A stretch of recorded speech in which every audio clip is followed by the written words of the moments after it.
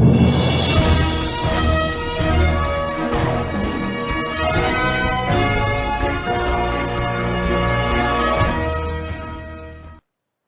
દર્શક મિત્રો, હું મયુર મેવાડા બીબી ન્યૂઝ ગુજરાતમાં આપનું હાર્દિક સ્વાગત કરું છું।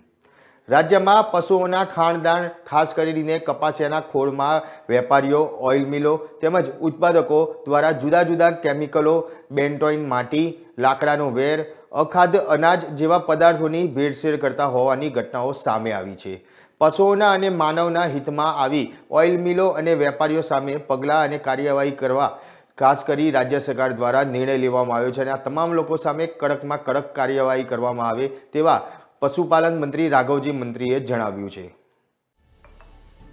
આ પ્રશ્નને ગંભીરતાથી ધ્યાને લઈ રાજ્ય સરકાર દ્વારા ભેળસેળયુક્ત પશુદાણ બનાવતા ઉત્પાદકો સામે દરોડો પાડીને કડક કાર્યવાહી કરીને પશુઓ અને પશુપાલકોના હિતમાં આ ભેળસેળની પ્રક્રિયા સદંતર બંધ કરાવવા તેમજ પશુ આહાર ઉત્પાદનની ભારતીય માનક બ્યુરોમાં નોંધણી ફરજિયાત કરાવવા જેવા મહત્વપૂર્ણ નિર્ણયો આ બેઠકમાં લેવામાં આવ્યા છે।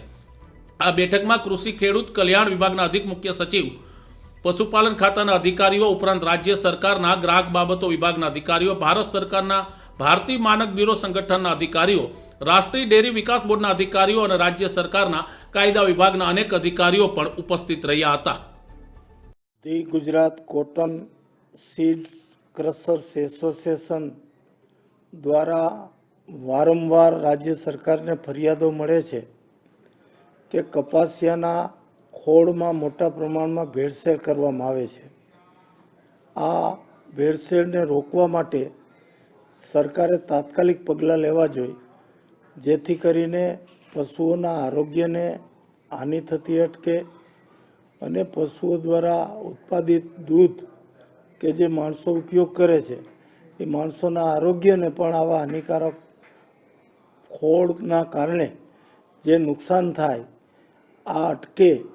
તેમજ સાચી રીતે જે લોકો કપાસિયાનો ખોળ બનાવવાનું કામ કરે છે એને ન્યાય મળે અને એના માટેની એની રજૂઆતના અનુસંધાને અગાઉ અમે એક મિટિંગ રાખેલ। આજે અમે ફરીથી રાજ્યના પુરવઠા મંત્રી આદરણીય શ્રી કુંવરજીભાઈ બાવળિયા, રાજ્યના પશુપાલન ખાતાના અધિક મુખ્ય સચિવ શ્રી કે રાકેશજી, અહીં એનડીડીબીના અધિકારીશ્રીઓ, કેન્દ્ર સરકારના cattle feed bureau of India એના સ્ટાન્ડર્ડ માટેના જે ધોરણો હોવા જોઈએ એના માટેના અધિકારીઓ, લીગલ સેલ, આ બધાની એક સંયુક્ત મિટિંગ મારા અધ્યક્ષસ્થાને અહીં રાખવામાં આવેલ અને એમાં તાત્કાલિક અસરથી રાજ્યમાં આવા ભેળસેળવાળા કપાસિયાના ખોળને એનું ઉત્પાદન અટકે, આવું ઉત્પાદન કરતા લોકો સામે કડક કાર્યવાહી થાય, એના માટેની એક જબરજસ્ત ઝુંબેશ ઉપાડવાનો નિર્ણય લેવામાં આવેલ અને આ નિર્ણયના અનુસંધાને રાજ્ય સરકારનું પશુપાલન વિભાગ, પુરવઠા ખાતું,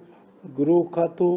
અને એનડીડીબી અને કેન્દ્ર સરકારના સાથ અને સહકારથી એક ઝુંબેશના સ્વરૂપમાં આ કાર્યવાહી હાથ ધરવાનો આજે નિર્ણય લેવામાં આવેલ છે।